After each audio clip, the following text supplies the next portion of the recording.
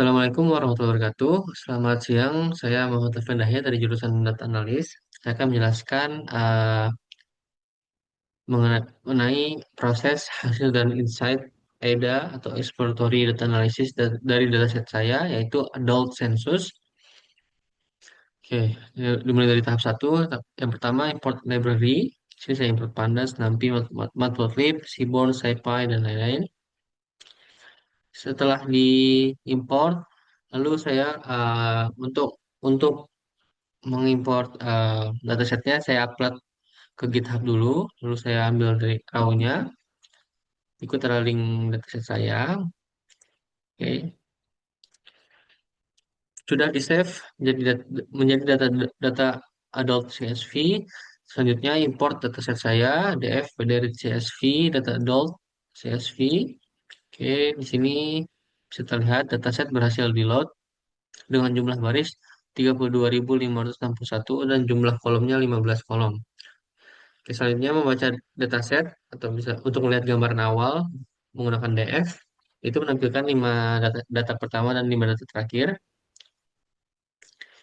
Oke, untuk DF info itu untuk melihat tipe data dan non null.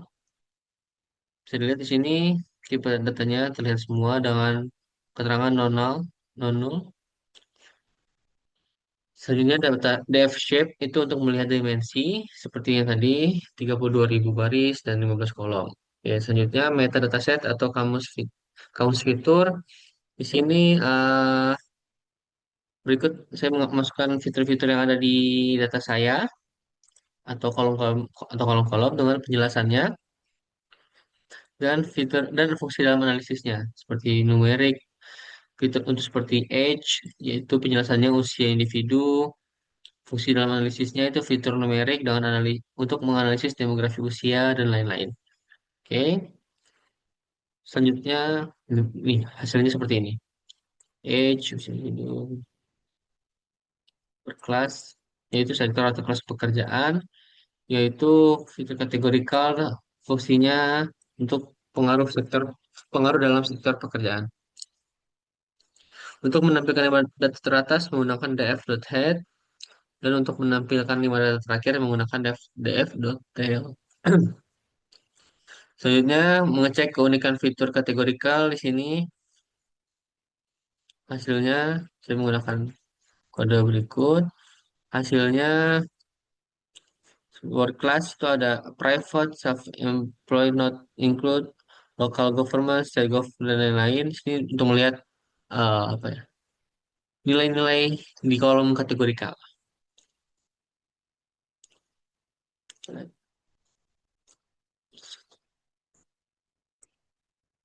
Lihat, dan jumlahnya juga ada berapanya terlihat. Oke, di sini paling banyak native country. Di sini ada 42 negara asal. Oke, dan untuk kolom labelnya sendiri itu income ada dua nilai unik yaitu di bawah dan sama dengan 50.000 dan lebih dari 50.000 dan juga ada perbandingan harga angkanya juga. Oke, selanjutnya deskripsi statistik fitur numerikal. Di sini bisa dilihat demografi usia yang stabil. Ya, sebagian besar pekerja berada pada rentang usia produktif yaitu kuartil 1 ke kuartil 3 dan berada di rentang usia 28 sampai 48 tahun. Bisa dilihat. Oke. Untuk jam kerjanya juga bisa dilihat rata-rata 40 jam per week. Lalu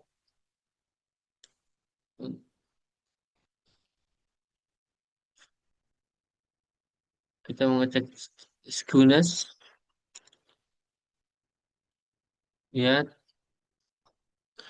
bisa dilihat data ini bersifat simetris atau hal ini menegaskan bahwa mayoritas masyarakat kerja memiliki pola yang seragam terkait standar ketenaga kerjaan, yaitu bekerja di rata-rata 40 jam per minggunya.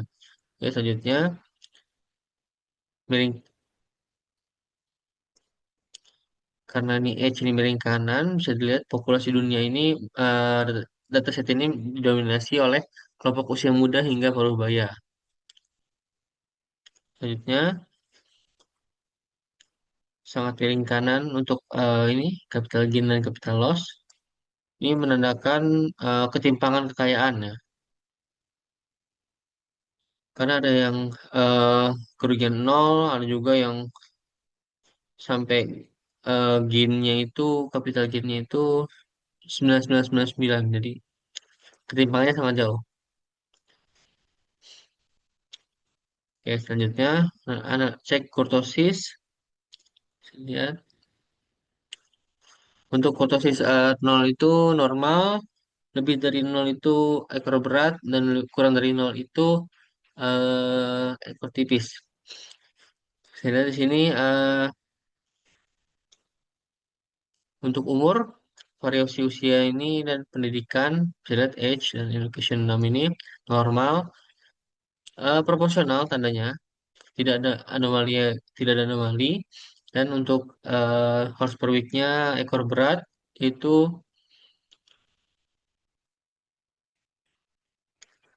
adanya yang eh, ketimpangan kelas jam kerja, ada yang pekerja dengan jam sedikit, ada juga yang 40 jam eh, 40 jam kerja, dan ada juga yang sampai 99 jam seminggu. Makanya di sini ya, ketimpangannya sangat jauh. Sama juga nih yang kayak data di atas. Untuk capital gain dan capital loss juga ekor berat menandakan ketimpangannya sangat jauh. Ada yang capital gainnya 0, ada juga yang capital gainnya sampai 999. Oke, selanjutnya cek distribusi univariat, bivariat, dan multivariat. Lihat di sini hasilnya disebut ada age, final weight, education norm, capital gain, capital loss, dan horse per week. Oke, insightnya variabel age ini menunjukkan distribusi yang ya relatif normal, tapi ada skew ringan, dan mayoritas di sini berarti ada di umur 25 sampai 50 tahun ya. Oke, selanjutnya untuk final weight ini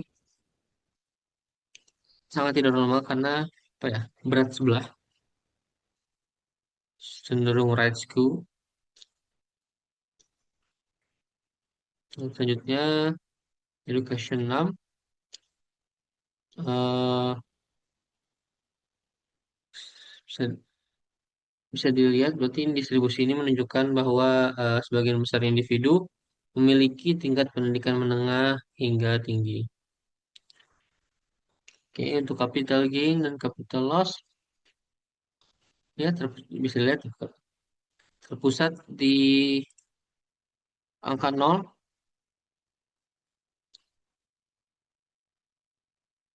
Artinya sebagian besar individu tidak memiliki capital gain, dan sementara hanya sebagian kecil yang memiliki nilai capital gain yang besar. Jadi kayak sangat ketimpangan. Sedangkan di sini untuk horse per week-nya, nih, titik tertinggi ini ada di 40, bisa dilihat memiliki puncak distribusi di sekitar 40 jam per minggu. Ada juga eh, nilai ekstrim ya. Di sini bisa lihat yang jam kerjanya sangat, bisa lihat ada jam kerja 0 sampai jam kerja 99 jam per minggu. Selanjutnya cek distribusi uji normalitas statistik.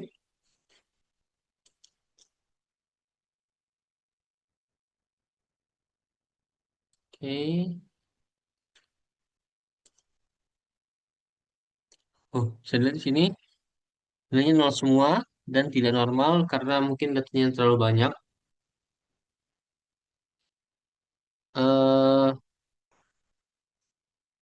Untuk capital gain dan capital loss itu memiliki outlier ketimpangan kekayaan yang sangat ekstrim untuk horse per week. Juga ya teman-teman ini memvalidasi bahwa pekerjaan seminggunya itu menumpuk secara ekstrim di angka 40 dan education education namanya pada dasarnya adalah data ordinal atau tingkatan kelas bukan angka kontinu. Selanjutnya cek skew atau distribusi miring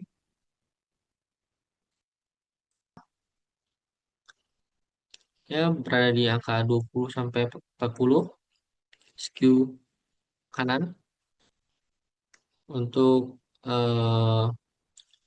nah nih capital gain dan capital loss ini ya sangat ekstrim ketimpangan ketimpangan finansialnya bisa dilihat suku kanan sangat miring kanan. Oke. Selanjutnya cek data kosong eh, atau si value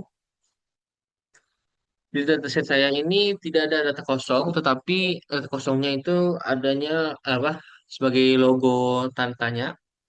Makanya di sini saya mengubah nilai tanda tanya menjadi none dulu baru ke detect.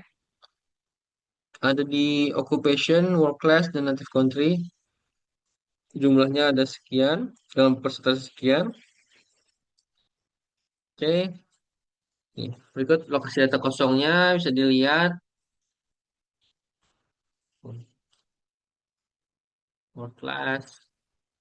Ini tadi ini tanda tanya, tapi karena sudah diubah menjadi none, jadi keluarnya none. Oke, selanjutnya cek data duplikat. Ada 24 baris ternyata duplikat dengan persentase yang sangat kecil yaitu 0,07. Lokasi duplikatnya bisa dilihat ada di baris 8.453 dan lain-lain. Saya mendrop duplikat baris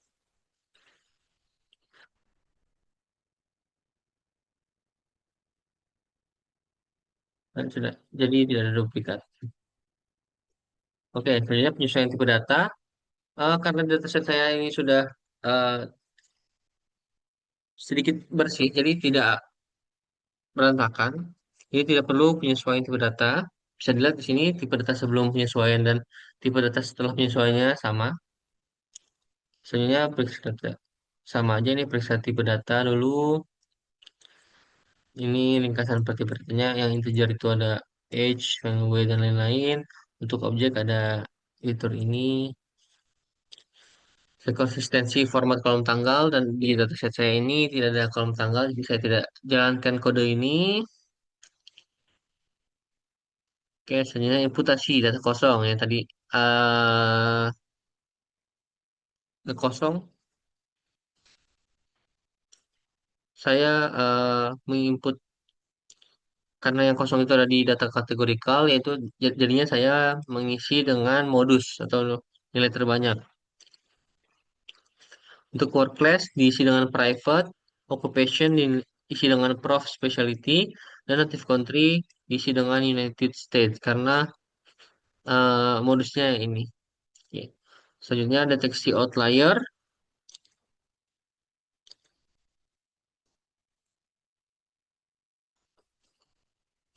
Bisa dilihat di sini saya menggunakan metode IKR dan Z-score.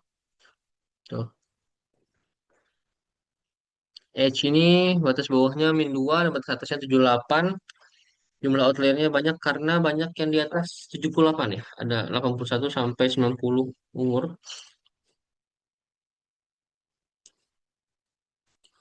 Untuk capital gain sangat banyak karena batas atasnya itu nol, tapi di data saya banyak ya untuk lihat capital gainnya. Ada yang sampai 1999, ada yang 118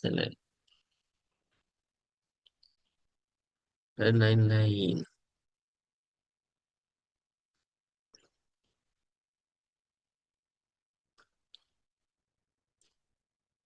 Dan bisa dari sini bisa diambil insight bahwa berdasarkan metode IKR, batas usia wajar adalah 78 tahun. Jadi ada 143 yang usianya melebihi batas. ini. Selanjutnya untuk capital gain dan capital loss, ini karena mayoritas mutlak masyarakat tidak berinvestasi, jadi nilai kuartil satu dan kuartil 3 dan IKR adalah nol. Akibatnya batas atas dan bawahnya juga nol. Oke, bisa lihat. Oke, jadi siapapun yang memiliki nilai investasi terlebih dari nol, jadi langsung dikategorikan sebagai outlier. Oke,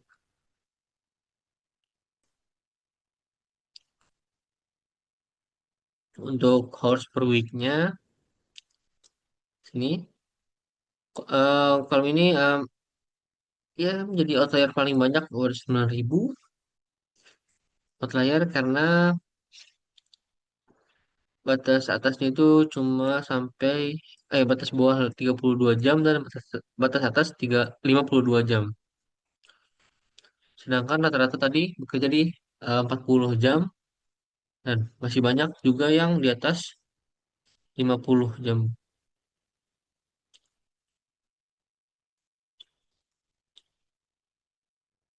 Oke. Selanjutnya kita masuk ke visualisasi.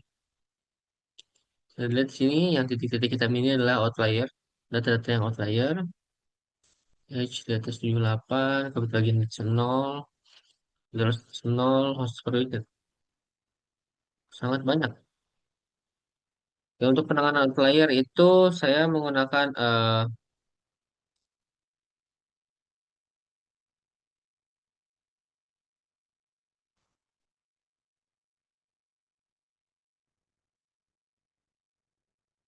Winsorizing untuk age atau umur dan transformasi log untuk capital gain dan capital loss. Pertama, kenapa age saya menggunakan Winsorizing? Karena mencegah bias. Karena kalau kita drop lansia di atas 78 tahun, jadi model prediksi saya akan tidak melihat usia di atas 78 tahun. Karena itu penting untuk data. Selanjutnya, kenapa capital gain dan capital loss saya menggunakan transformasi log karena eh, ini reality atau sesuai sesuai data real, bukan data error karena banyak kasus yang asli atau make sense dengan angka ekstrim. Jadi kayak ini bukan error data tapi emang data real, jadi kita menggunakan transformasi log masih make sense. Ini menandakan adanya ketimpangan dari sosial ekonomi.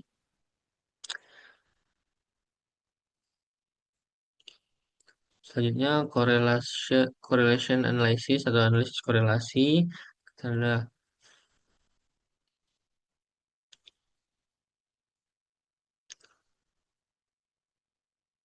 fitur dengan korelasi tertinggi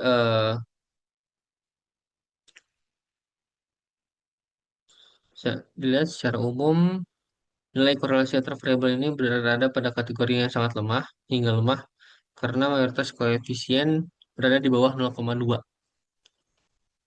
Ya, lihat variabel variabel education 6 memiliki hubungan positif dengan horse per week dengan nilai korelasi tertinggi dibanding pasangan variabel lain, yaitu untuk Pearsonnya 0,148, eh Spearman-nya 0,167 dan Kendallnya 0,132. Saya lihat Education 6 dengan horse per week ini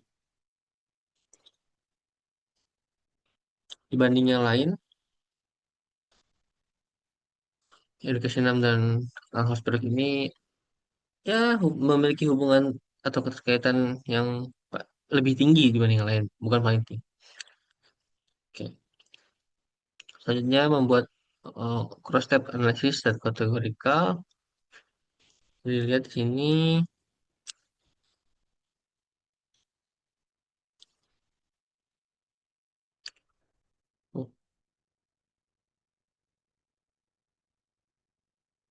Jadi lihat variabel kategorikal seperti education, wait, wait. Education, marital status, work class, sex juga menunjukkan pola hubungan yang cukup kuat terhadap target income. Bisa lihat. Pendidikan tinggi, status menikah.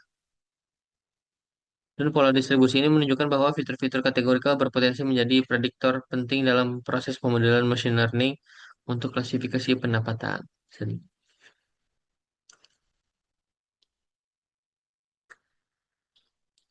Selanjutnya, encoding. Selanjutnya, oh, heatmap correlation dulu. Oke, heatmap correlation bisa dilihat di sini. eh Bisa dilihat tidak adanya korelasi yang kuat antara variabel numerikal, seluruh nilai korelasi, baik Pearson, Spearman maupun Kendall berada di bawah angka 0,2. Tidak ada yang tidak ada yang kuat. Tetapi di sini hubungan education now dengan horse per week ini menjadi tingkat paling tinggi. Sama kayak yang tadi bisa dilihat dengan skor 0,17 dibanding yang lainnya. Untuk variabel usia memiliki korelasi positif ringan dengan horse per week 0,14 dan capital gain log 0,12. Karena fitur-fitur angka ini tidak memiliki hubungan yang kuat satu sama lain, kita bisa memastikan bahwa target klasifikasi income yang di atas 50.000 nantinya tidak akan bisa diprediksi hanya bermodalkan angka umur atau jam kerja saja. Jadi harus semuanya. Oke. Selanjutnya, pair plot, hubungan banyak variabel sekaligus. Dilihat di sini, eh,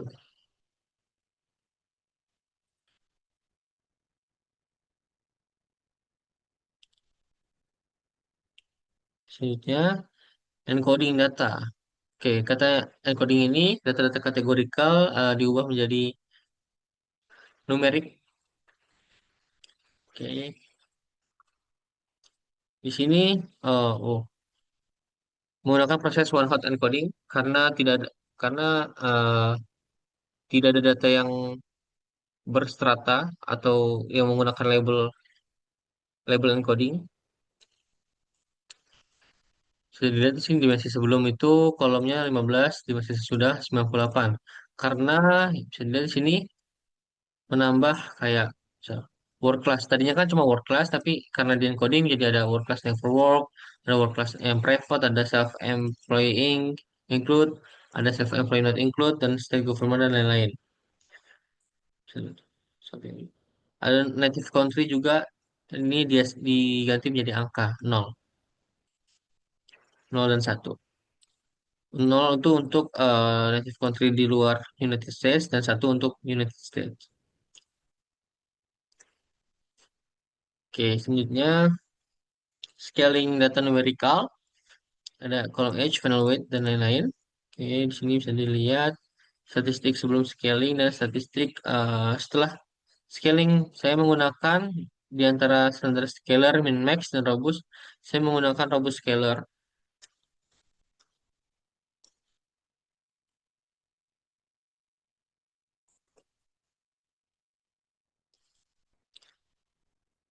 Bisa dilihat variabel final weight ini eh, memiliki skala paling besar dengan mean sebanyak.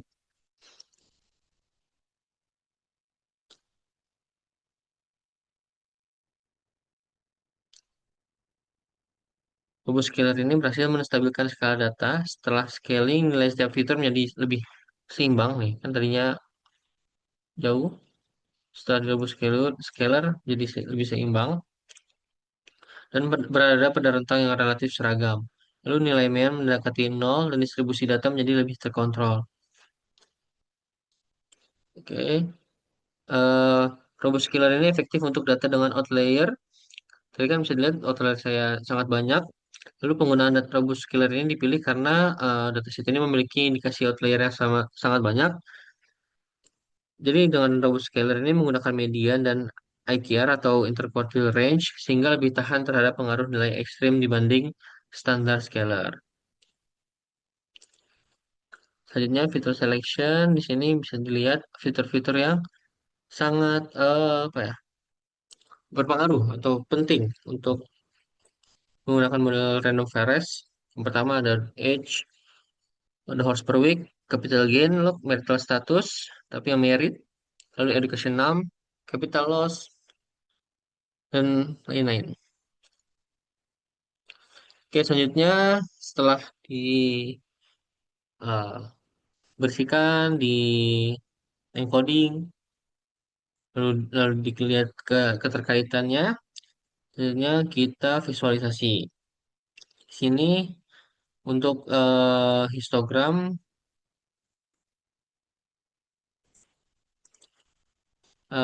saya melihat untuk melihat umur, persebaran umur, terlihat di sini usia skew eh, skew kanan dengan rata-rata umur 20 sampai 50 tahun.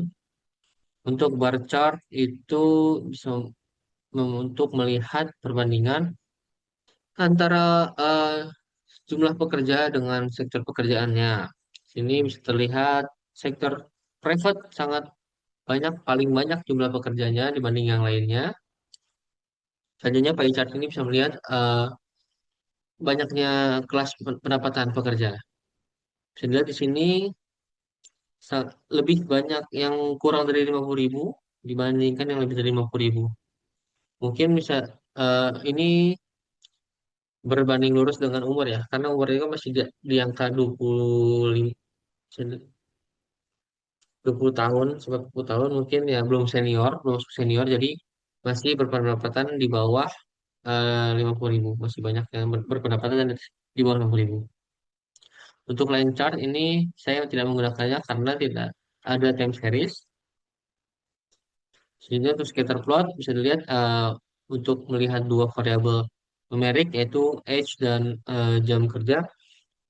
Lihat sini ya di setiap umur rata-ratanya di 40 jam kerja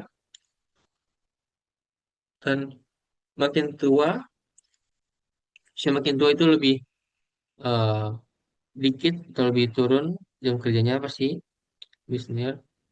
Tuh, ketika masih usia normal produktif hanya sampai 99 jam kerja dan lain-lain. Oke, selanjutnya box plot. Sini bisa melihat kelas pendapatan dibanding usia. Bisa dilihat kenapa banyak yang di bawah 50.000 karena usianya masih tergolong muda ya, belum senior. Dan yang 50.000 bisa dilihat untuk ini untuk usia-usia senior tuh di atas 35 dan hampir mencapai 55 tahun. Oke, ringkasan akhir edanya, dimensi dataset akhir menjadi 32.537 baris karena tadi sudah dihapus data yang duplikat dan masih ada 15 kolom dengan fitur numerik 6 kolom dan fitur kategorikal 9 kolom. Sisa data kosong sudah nol, sisa data duplikat sudah nol. Baik, sekian penjelasan dari saya. Terima kasih.